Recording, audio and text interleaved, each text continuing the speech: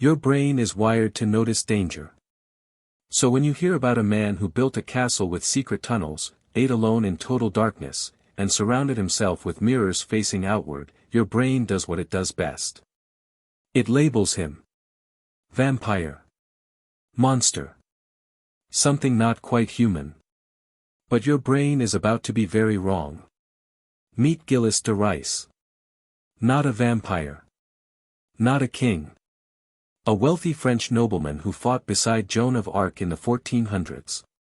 Historian Matej Kazaku spent decades untangling his real story from the myth. What Kazaku found was not supernatural evil. It was something your brain understands far better than fangs. Gilles inherited enormous wealth as a child. He had no boundaries. No one said no. Neuroscientist James Fallon, who studied psychopathy in brain scans, found that unchecked power in youth can literally rewire the prefrontal cortex.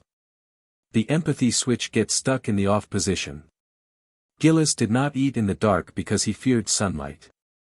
He ate in the dark because he could not stand to be seen. The mirrors?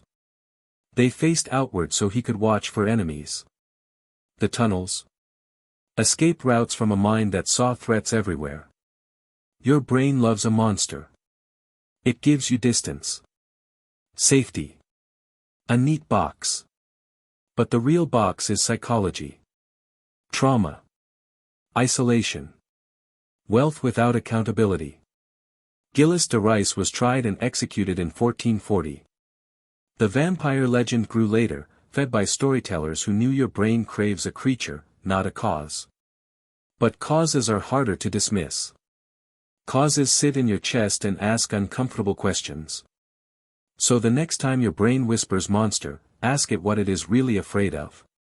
Because the man in the dark castle was not a vampire king. He was a warning.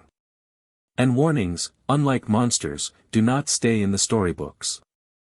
They wait in the architecture of power, in the silence of rooms where no one is allowed to look too closely, in the dark where your brain first learned to be afraid of the wrong thing.